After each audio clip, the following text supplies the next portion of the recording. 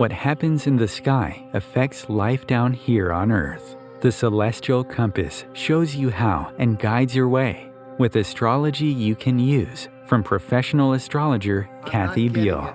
Every episode features her light-hearted, practical forecasts and navigational tips, blended with humor, optimism, and a love of patterns, symbolism, and pop culture references. Kathy translates technicalities into concepts that apply to real life. You'll learn how the current moment ties to where we've been, from the recent past to cycles that last happened years ago, and get a look at where we're heading. And much more, from special topics to special guests. The Celestial Compass, enlightening, entertaining, and empowering. Here's your host, Kathy Biehl. Celestial Compass. We're airing this at the beginning of October, and I'll just update the forecast for the month. I encourage you to read the whole shebang at OMTimes.com and my site, empowermentunlimited.net. This is a really critical month. We're in a gear shift between eclipse cycles. It's a highly volatile, anything can happen territory. The new moon on the 14th is a solar eclipse in Libra, the sign of relationships, and it marks a resetting and an upgrade in how we deal with each other in our relationship agreements.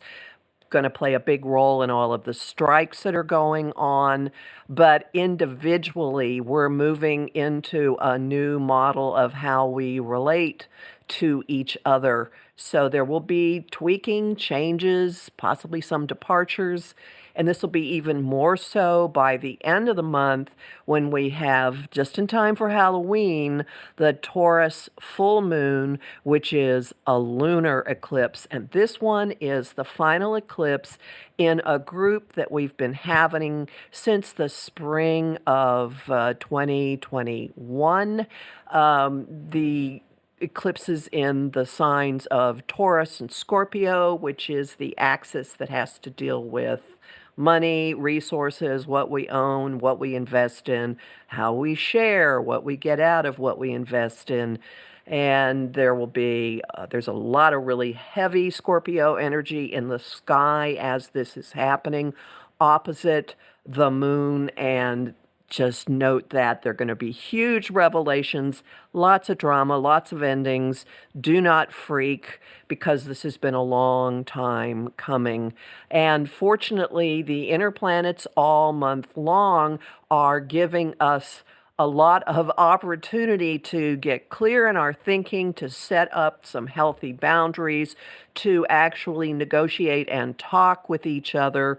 And so keep your eye on the ground, on the steps immediately ahead of you, and just take things moment by moment by moment. And by the end of the month, you could be really pleasantly surprised with where you end up. But there will be some doozy moments in between now and then. So today we are going to talk about some really, really fun stuff. My guest is Lisa Greenfield, who founded truthinhand.com as an intuitive coaching business. She loves to help achievers shift limiting behaviors so you can experience more love and success without painfully repeating outgrown patterns. She is a celebrity intuitive reader who works with some stars in TV and film because they know she can identify mental roadblocks by tapping into their intuitive guidance system. When you identify this truth, you begin your journey to an even better life. She doesn't just work with celebrities, she offers intuitive guidance to everyone open to discovering their truth so they can experience more love and success without painfully repeating unwelcome patterns. And she combines a number of modalities. I met her through Palmistry, but she also weaves astrology and tarot into her forecasts and work. That's a lot. Now I'll just say, welcome, Lisa. Thank you, Kathy. I was I was laughing as you were reading it because it's like, well, that was truly a meeting of two minds when we got introduced, because you're somebody else and your hands say the same thing. That is an investigator. You have to know. So you're going to get to the bottom of something, and you'll go in any door that's available to you and make the most of it. So, And kick some in sometimes too. Well, thank you for that. Yeah. So, I love it. could you tell us, now there are a number of modalities, as I mentioned, that you work in, but what is your origin story as an intuitive? How did you discover these abilities and then kind of walk into this path of life? Oh, thank you. I'd love to tell this. So thank you for the opportunity, because I come from a family of intuitive overachievers, mostly on my mother's side. And we were not allowed to watch TV as kids, like a half an hour a week. And I think that was the Nature Channel or the Disney Channel or whatever. And we were so aggrieved about that. But we read through enormous amounts of information. And my brother brought home a book on palmistry when I was 13 years old. And I lit up like a candle. It's just like, ooh, this is a place where my intuition about people, because I really got readings on people as opposed to, looking ahead and seeing the future.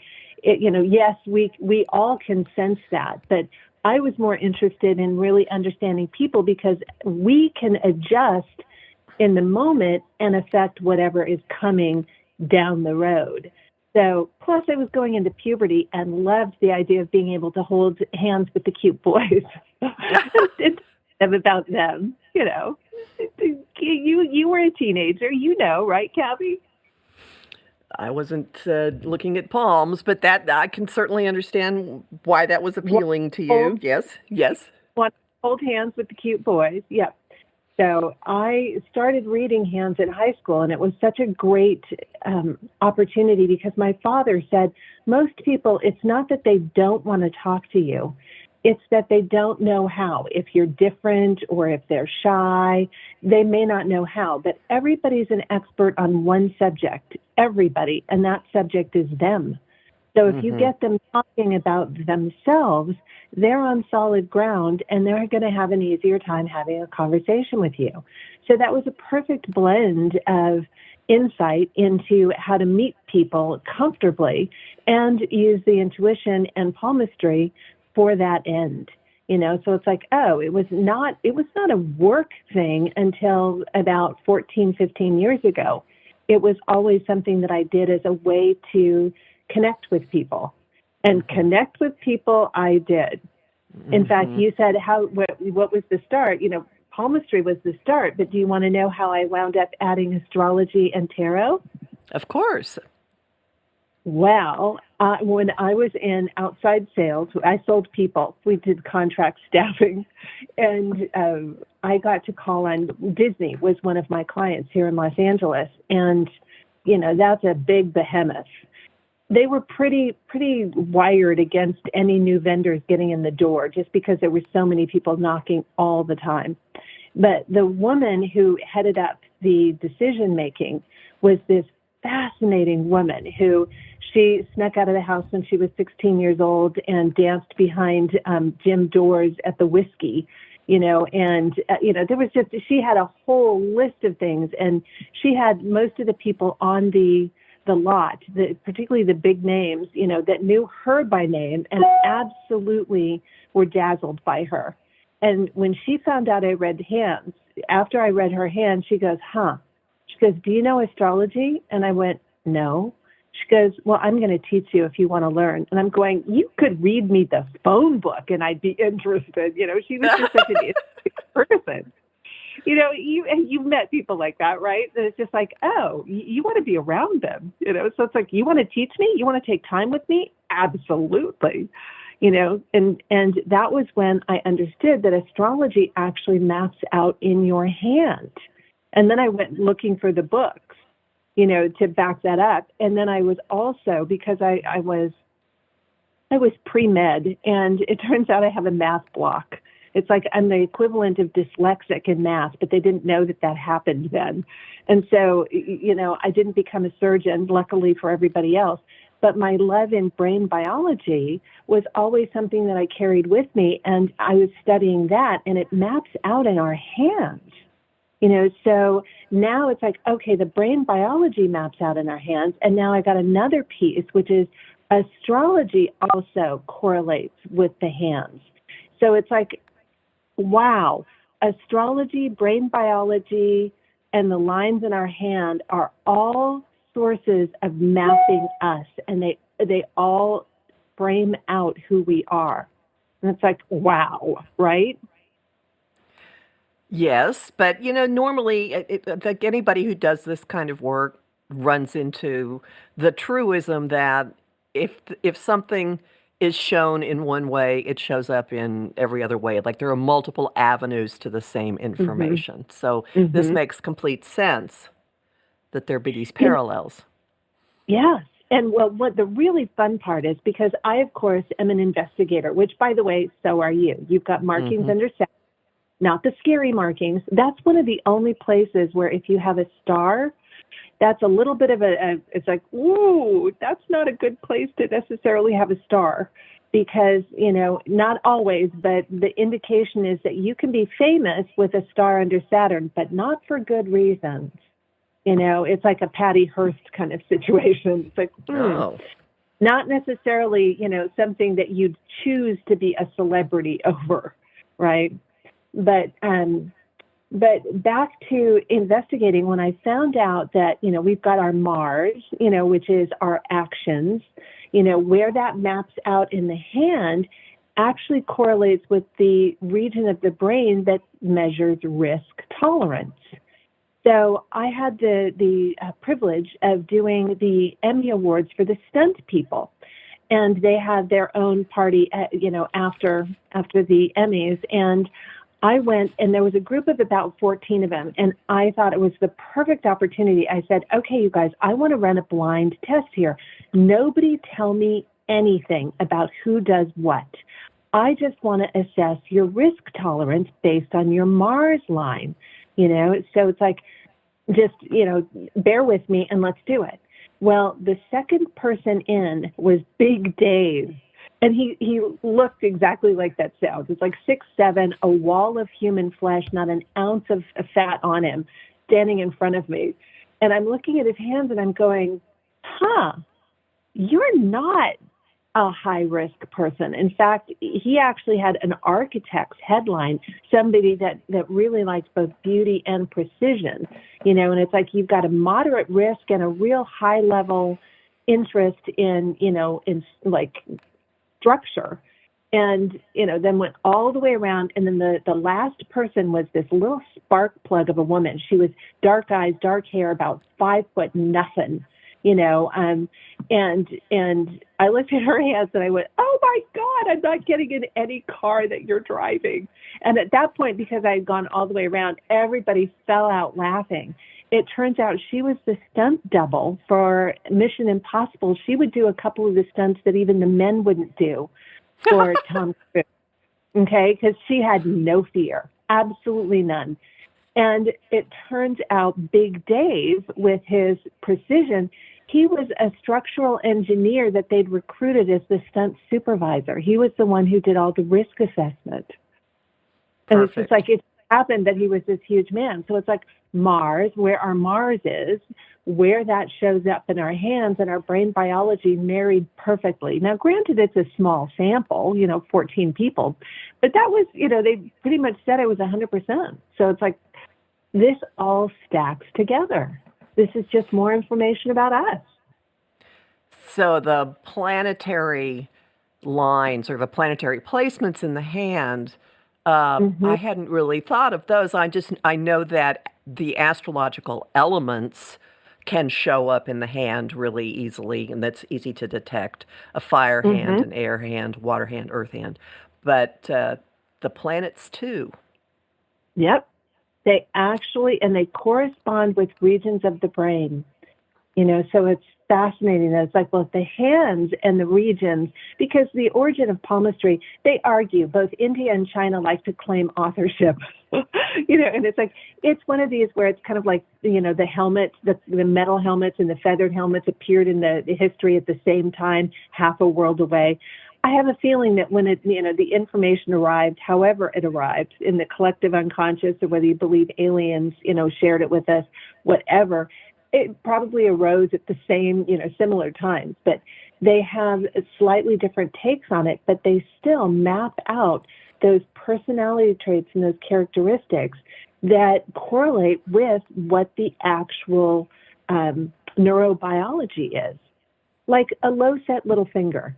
And by the way, these days, a lot of people, their pinky is sitting lower than the other three fingers, noticeably so. And that has to do with a tendon on the outside of your hand that is the fight, flight, or freeze. It's kind of like a boxer stance. It's almost like when that little pinky gets pulled down, it's a sign that you're on high alert. And since the pandemic and the destabilization of the world that we've been living through since then, most people are feeling that. So you see a lot of people with that pinky sitting quite low. Now that is fascinating. That I hadn't heard. Mm-hmm. Yeah. And, I noticed that it's there in your hands. And also you've got one of the farther reaching heart lines. So your capacity is that visionary explorer with your heart line, Kathy. But the darkest part of it right now is sitting in that earth heart, that short and straight, which is a lot of people are. It's kind of like the full extent of our heart is still there, but it's almost like a dry riverbed, because it's almost like our body's going to shock when there's, something physically happens to us and the blood pools in the trunk of our body. Well, that reflects in our hands when we've had a big emotional shock. And I would have to say the world the last couple of years has been a bit of a shock. And to extrapolate on what you're saying here, just to remind people, your hands change as you live. Mm-hmm. When you change your mind, you change. When you think, feel, and act on something at least 21 times. That's why they say it takes 21 days to start a new habit. Well, it's 21 individual repetitions of something that you're thinking, feeling, and acting on in a new way. You're literally sending blood flow down a new neural pathway. And in time, the more energy you give that, the more it changes the direction. And we know that our brains stay plastic. They're pretty malleable well into 70s and 80s. So it's possible for us to change our mind and change the line. The only thing that does not change, and you don't want it to, is your destiny, which is in your fingerprints. And that's formed in utero. It's about 12 to 14 weeks. And based on what's going on in your primarily your mother, but your mother and the interaction with your father, it's how many layers of skin go down on your fingertips to create the print that then gives you your sweet spot, your gift, if you will, your blind spot, and the best way for you as an individual to navigate out of your blind spot and back into your sweet spot. So these points, these aspects are static. The fingerprint lines are static. Okay. Yep. They don't change, but everything else, including the shape of your hand, changes as you change. And not just from weight gain or weight loss, right? Nope. Well, in fact, one of my fun clients, he sent me pictures of his hands. This is way back when, before Zoom became huge. And he just did a phone, and he had sent me pictures of his hands. And there was no telling from his hands. He had beautiful hands. Turns out he had gone through a health scare, and he had put on like 120 pounds. His hands didn't look like it at all. But we still talked about the fact that he had, and what's called an addiction marker. An addiction marker is simply a way. Addiction is an overwhelm. And this is where we go to something that tries to jam the circuits or shut us off. It's because we don't know how to process. Our ability to consciously process what we're going through is not enough in our understanding to keep up with the shock that we're undergoing. So that's when the addiction marker can show up in a hand. And for some people, it's lifelong. For other people, it's situational. But we talked about the fact that it was more a trauma response than it was his natural setting. And he got back to me, I think, 3 to 4 years after, and he'd lost the 120 pounds, and he was back to his, within 20 pounds of his original weight, once he understood that that was a trauma trigger. And that, we have so much shame around our responses to things when it's like, look, we're doing the best we can. Most people are doing the best we can. And if they know better, they'll do better. Maya Angelou. So I love that quote by her. You do what you know until you know better. When you know better, you do better. That is a great quote. Mm-hmm. I want to loop around just back to something that got dropped. How did tarot end up working into this? The woman who taught me astrology, the little pixie, who also, what's so fun about this is she taught Tai Chi on the lot at Disney where there's little squirrels running around, and we were having fun. And it's so funny because she was like 5'2", this little blonde thing, and she would teach Tai Chi, but she liked to explain that it's like what I thought was cloud hands was break the elbow. And what I thought was, the forward thrust was gouge the eyes. And there's, this violent language coming out of this little blonde pixie in a Disney studio lot, and one day she goes, now that you're learning astrology, maybe we should teach you tarot too. And I went, okay, again, I found her fascinating. It's like she just was such a zest for life and such a, bag of contradictions. But she, in fact, I think she gave me my first tarot deck, and she just talked about all of it being symbolism, and that if you are looking at a map, and that's what your hands are a map, astrology is a map, tarot is just another map. And what I love is they did billions of dollars. Seriously, they'll spend an unlimited amount of money to find out how to sell us more things. They found out that if, they've got a commercial for cars and you're not in the market for cars, it's all white noise. It goes into the background.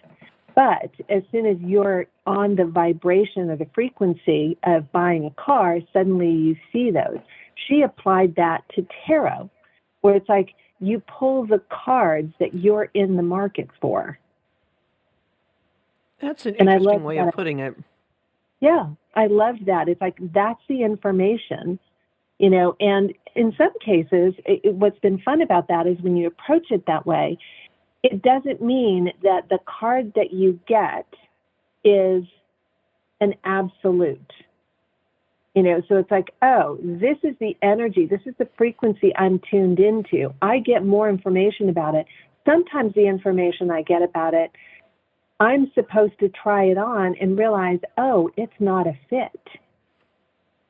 And know that you have the ability. That's why I like combining a couple of modalities, and I know you do as well, because it gives people more agency. Mm-hmm. Then they have the ability. It's like, well, if there's a cliff ahead, there's a cliff ahead. But you can decide whether you're going to turn right, turn left, go back, or go over the cliff. And what are your options and what are your resources? You don't always have to go over a cliff, right? And how do you then take this and weave it into the forecasts that you do at Truth in Hand? Because I have seen some that have been card oriented in addition to the ones for the new moon and the full moon that you frequently do. Mm-hmm.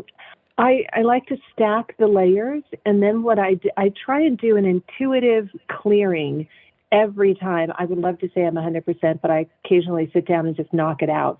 But I do the best when I do an intuitive clearing and let the information provided to me give me the road marks that, that stand out, the road signs that stand out for what I'm looking at. And I figure that I try and present it in a way that gives people an invitation so that they can then, it's like, what are they going to do with it? Here's the signs, here's the roadmap. So sometimes it is more tarot heavy, sometimes it is more astrology. It depends on which sign is in front, which one is brightest lit. Mm-hmm. Yeah. So it's very intuition driven then. Very intuition driven. Mm-hmm. I like to do it as if I'm the faucet, and it's the information that comes through me. And for the longest time, I tried so hard to keep it completely neutral, because it's like I didn't want to taint people with my visual of it. And then I got this, like hammer to the head one day going, you're writing this because of your perspective. It doesn't have to fit everybody. They can try it on like a pair of shoes and leave it on the shelf, but give them enough of your flavor without being decisive that it's like, this is the only way it is, or this is the way it has to be. So that's an important part of being intuitive is, yes, know your filter. We all have them. And so do you have your I'm sorry. Yeah? No, go ahead and finish. I don't mean to. Oh, that's all right. No, with radio, it's always a little hard, because it feels like there's just a half a second pause. But no, I don't even remember what I was going to say. So go. If you know your filter, Mm-hmm. you were saying if you know your filter, ... If you know your filter, then it's not leaking into the conversation. You can manage it. Very well put. Okay, and with that, we're going to take our break. So hang in, everybody. We'll be back very, very soon.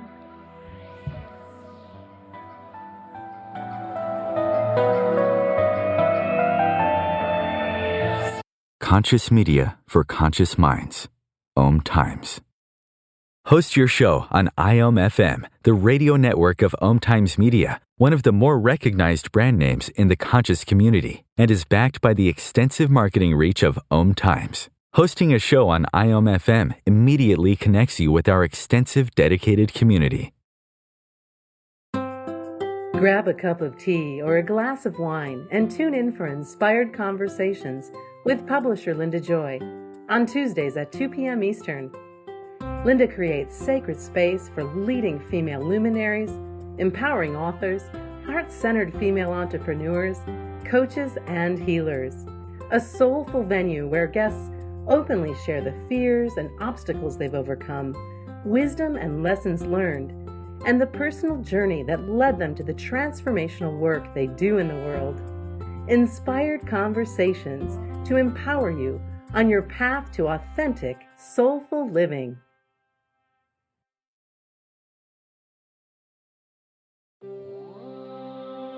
Want help with your own celestial compass? Visit my site, empowermentunlimited.net, for Astro Insight forecasts for each week, month, and new and full moon. Want to explore the personal impact? Make a decision? Understand another person?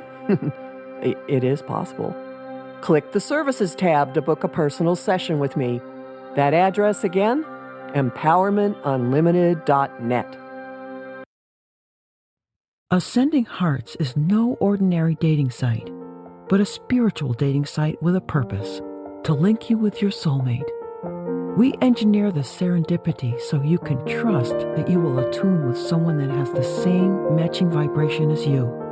Ascending Hearts, the conscious dating site for the spiritually aware. Try Ascending Hearts for free, ascendinghearts.com. You came across someone struggling with hunger. How would you recognize them? Would you notice an 8-year-old girl who's not excited for summer break because she may not be having lunch again until September? Or a war veteran who's having a hard time landing a job and getting back on his feet? I am the 1 in 8 Americans who struggle with hunger. I am hunger in America. Hunger can be hard to recognize. Learn why at IamHungerInAmerica.org. Brought to you by Feeding America and the Ad Council. Welcome back to Celestial Compass. We're talking today with Lisa Greenfield of Truth in Hand, and she combines palmistry, astrology and tarot and a huge dose of intuition. You had mentioned a phrase earlier that I had not heard before, gift markings. Can you elaborate on that? What are gift markings in the hand? Yes, gift markings are they're symbols that show up, usually stars, but triangles can be as well, and certain lines that show up in a key spot. They're like a kind of a red neon sign that says expanded power here. So it's something that it's definitely, it's fun to have, but by no means, the only thing I want to impress on people is that just because you don't have a gift marking, I've had clients who have been incredibly successful in high profile media careers that don't have any gift markings on their hands. Okay, so it doesn't require a gift marking. And I've had a client who she had the gift marking for being a storyteller and having a certain platform. It was an Apollo gift marking. And so I said, where are you a storyteller? She goes, I'm not a storyteller, I'm a scientist. And I said, tell me more.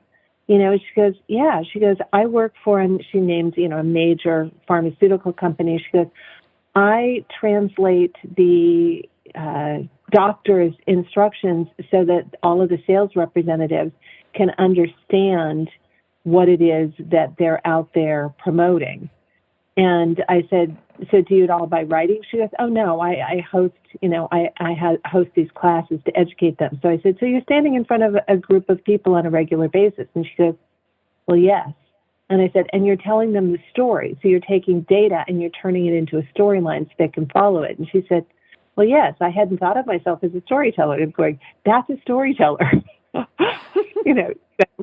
yeah, it's just funny how we get a filter going where it's like people think it's like you've got a storyteller's line and they automatically think, oh, a writer in Hollywood. And it's like, no. In fact, a couple of very successful writers in Hollywood don't have the storyteller's line.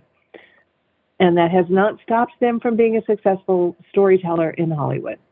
So that's the only thing I want to make sure and impress on people. But it's always fun when you have a gift marking. Like you have an Apollo mark, darling. So you are always going to have an audience. And in fact, what's interesting about yours is it's a line under your ring finger. Our ring finger, interestingly enough, it's the finger of Apollo, who was, the god of the arts.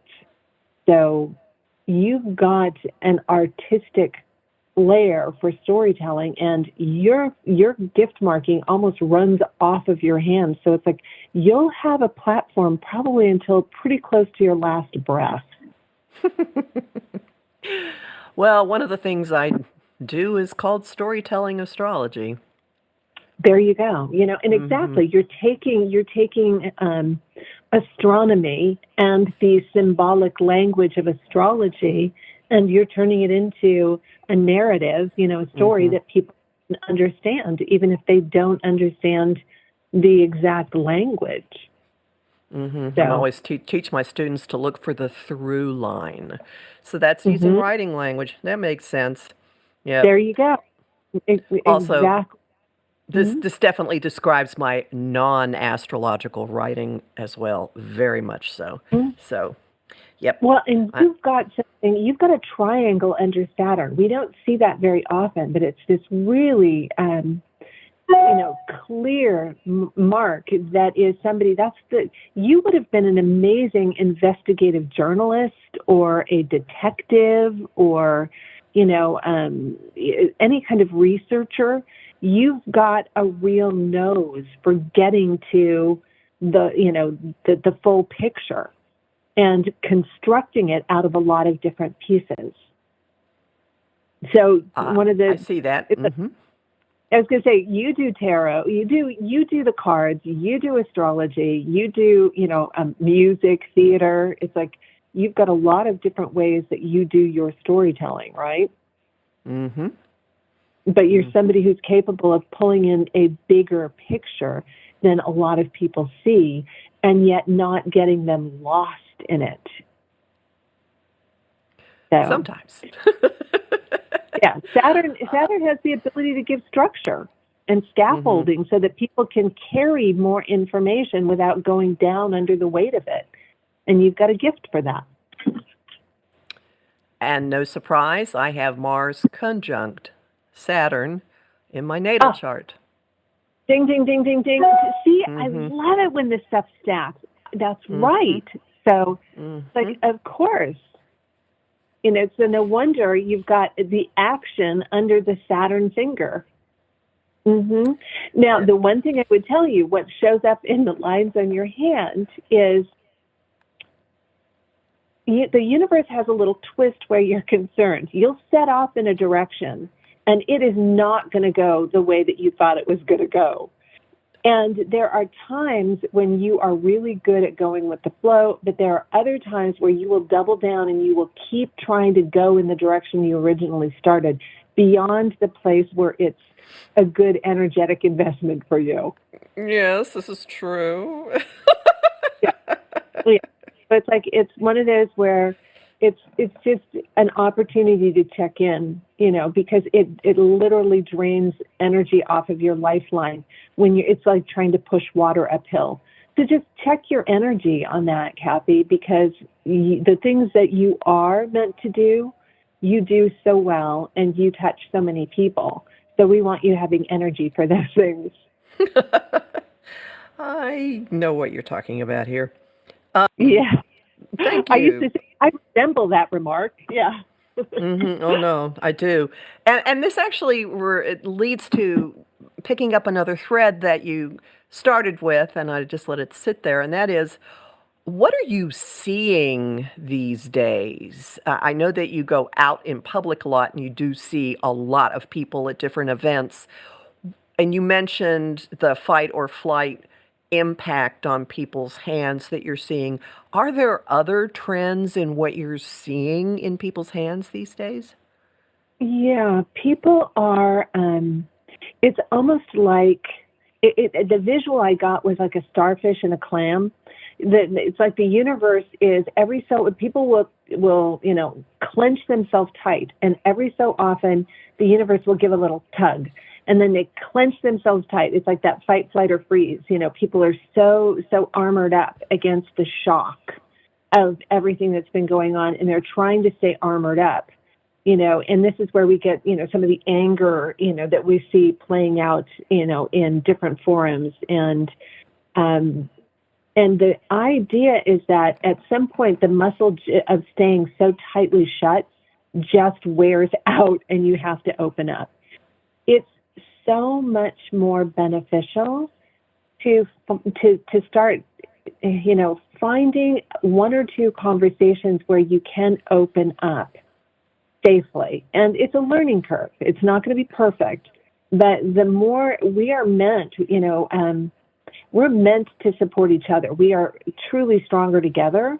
And yet people right now are on fight, flight, or freeze. So they tend to be more defensive with each other than they are open and receptive. Now, of course, you want to be selective, but you also want to be aware of the stories that you're telling yourself, because most people are pulling from old data when they assess their vulnerability. Okay, so they're feeling vulnerable 16 years old, or they're feeling vulnerable based on what's triggering them. And I find it incredibly helpful to have people ask themselves, when they're having a response to something, the best thing you can do is step back and be an observer for a minute. How old is the me that's responding this way? Okay, so that way you can be present for the younger you, because the you that survives the different things has got so much more power and agency. And I see this as a very rich time for people to discover that it's like, oh, wow, I have more ability to impact this situation than I knew. So then it becomes about acquiring conversations, tools like listening to your podcast, the guidance that is going to support them, like riding a bicycle. It's like, oh, I can ride this bike in this neighborhood and I'll be okay. And so the more they can find people, places, and situations that reinforce the true view of themselves right now, rather than that hunkered down in the clamshell, still so, shell-shocked, that they're going to have to open at some point involuntarily. It's like, choose voluntarily. Be deliberate about it, trial and error. It's like, again, like riding a bike. You fell off a bike a few times, before you got on and rode. So one of these. Go ahead. Yeah. And what you're describing here is the imperative of the Aries Libra eclipses, which are putting the emphasis more and more and more on the Aries Mars individual end of every relationship equation. Yep. It really, that Aries Libra is very much about the right use of power in relationships. Mm-hmm. And don't you feel, because what's your take on Pluto going into Aquarius? Because next year it goes into Aquarius. I keep seeing a horizontal power structure rather than a vertical. What do you see? Oh, it is collective. It's side by side. It's groups. A lot of astrologers have been using the term top-down power for Pluto in Capricorn, and it's much more like neighbor to neighbor, community to community. Just think about what happened the last time Pluto was in Aquarius. The French Revolution is the biggest example of this, of people taking to the streets and actually, in a positive way, the concept of democracy was birthed during that. So there's a big element of that in our current experience of it. And we got a foretaste of this briefly earlier this year from the end of March to about the 11th of June. Pluto sat at the beginning degree of Aquarius, and it is just this month it's stationing direct at 27 degrees Capricorn. It's been hanging out at the final degrees of Capricorn, and it will go back into Aquarius early in January, be there for 9 months, and then scoot back into Capricorn for the last time in our lifetimes. So we're like dipping our toe across the doorway multiple times. And that's what I was thinking. I was actually thinking about Pluto in Aquarius as you were describing the notion of agency, because there's always a shift in the experience and expression and location of power every time Pluto changes signs. Yeah, and I just really feel that this is a time of, we have the ability to learn from our history. Never has information been more easily or readily accessible to multitudes. Learn from our history about the right use of power. Where we get off is when they're trying to use what's worked in the past to leverage themselves one up now. And in Vedic astrology, Pluto's hanging out in the constellation that is the ladder undefeated, which means that the right use of power will always win out. And right use of power is not just for personal gain. It's got to be a me and thee. Yep. That makes sense. Yeah, and that Aries Libra axis, it's me and thee. Yeah. And one thing that I've also been, and we're just having a little detour here, everybody, but you're going to want to hear this. One thing I've been noticing is with the South Node, the old behaviors, what we're moving away from, being in Libra, which is Venus ruled. I think we're moving away from a behavior that so many of us have spent lives engaged in, which is trying to figure out in advance what's going to happen. And, okay, I've got to do this in order to make this happen in this relationship, or I have to figure out what this other person is going to need or want, and I'll position myself like, nope, out the window. That is going away. The Aries North Node is much more, I'm going to do this, bam. And then, things just change without obsessing over or trying to manipulate or create or control a situation with another person. Yes. It's fresh eyes. Aries is that innocent, expression of, I want to contribute this. And then what I love about Libra is it can bring in an understanding of, and what is the impact of that? So it's like, oh, I want to bring this in, and I want to bring it in a way that considers the other person, that I don't change who I am because of them, but I moderate how I interact with them so that there's an open door, Aries can be knock the door down as opposed to, open the door. So it's like, oh, how do I learn to harness all of that impulse, that enthusiasm, and that Mars line, that Mars is the place where the Mars line is the line that is almost like the top of a wishbone with your lifeline between your thumb and your pointer finger, like the starter pistol. And that it starts there and runs across and ends usually under either the ring finger or the little finger. And that's our actions right now. And that's very much where the eclipses are. And that's the expression of our heart line. Our heart line is that top line on a hand for a reason. And that, depending on who you talk to, it correlates more with the moon sign, the heart. But it's that electromagnetic, tractor beam that when you're in you're doing what you love, or you love what you're doing, or you love who you're doing it with, it's magnetic. But the actions you put around that's where I see the greatest opportunity to change your mind and change your line if you've found yourself less than happy with the results of the last few years in your relationships, be it personal, professional, family. Although when it comes to family, I'm with the Dalai Lama. He said, anyone who thinks they're enlightened, go spend a week with your family. It's like, yep, absolutely. Yep. Oh, now here's a quick detour. Have you looked at palms of people who are related? I have. It's so fun. I love to look at generational. I did a family constellation just recently, and it was really interesting. And then to also see where it's like, oh my gosh, you could see and have them see it as well, that it's like, wow,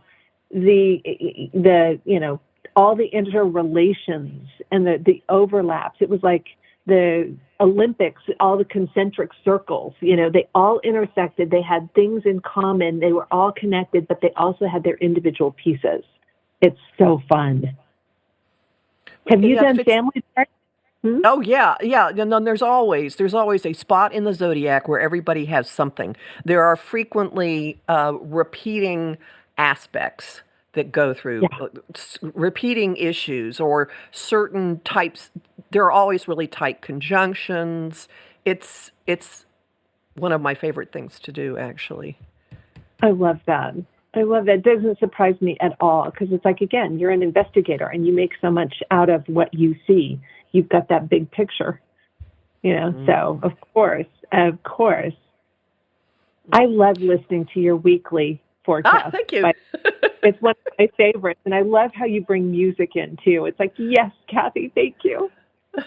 Well, I figure give somebody a shorthand for taking all this information in, and people respond to different things. Some people want, tell me what to do. Okay, there's your homing thought. Sometimes the song, and I will often get other suggestions or nominations for Song of the Week in various places, and then an image, because some people might just want an image of this is how the week is kind of summed up in one thing you can just look for. Yep. Well, nobody else does this. No. And keep in mind, we are waves. We are energetic waves. Okay, the thought and feeling waves are what mark the territory in your hand. They're in your chart. And what I love is that you're pulling in across all the modalities, and your headline, your Mars line, ends in the area of practical ingenuity. It's like you have that, the mind almost runs right off the end of your hand. So it's like you've got the thinking placement for the thinking line, which is already very strong. But then it's in a place of you've got that visionary explorer heart line, but you've got the ability to put practical scaffolding around it, back to that Mars and Saturn. So it's like, oh, very usable. So it's like people may not even realize it, but the reason they'll gravitate towards a song is because it matches a frequency they can then unconsciously tune into. Yes. Yes, that is my secret. That's what I'm doing. Yes, yes. And you do it so well. People don't Thank even you. realize how many layers go into everything you're doing. No. Right? Nope. It's a lot of stealth activity going on in it. Yes. Yep, But you've got that. Investigator. I know you would have been a phenomenal detective. Thank you. Mhm. I Yeah. sort of am. Well, in our Yes. brief time, I want to touch on one other thing. You Yes. have contributed to a book that I also contributed to, Your Guide to Thanks. Self-Discovery, 20 Ways to Find the True You. Yes.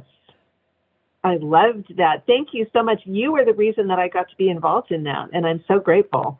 Yes. And you contributed the chapter on palmistry. Yes. It's, again, it's a little guide to give people a chance so that they could map out, where it's a little snack. It's a little intellectual snack, Earth Heart. The short straight lines, these are the people who are travelers. Okay. It's like you've got a destination, you're in a hurry, you want to get there, you want to get results. The longer curved lines are more of the tourist or the explorer. It's like you want to take in everything around you. Raise his hand. Yeah, and that would be, but you've got a long straight mind line, but you've got a long curved heart line. So you're bringing in, once again, you're bookending from one side all the way to the other. So it's like it's a big territory. But that's just, just some little ways for us to understand ourselves better.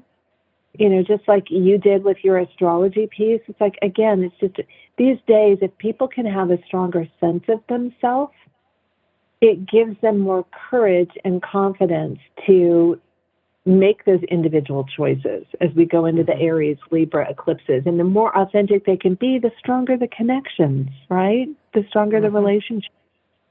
Yeah, because they're real and not because you've postured yourself a certain way thinking this is what you have to do.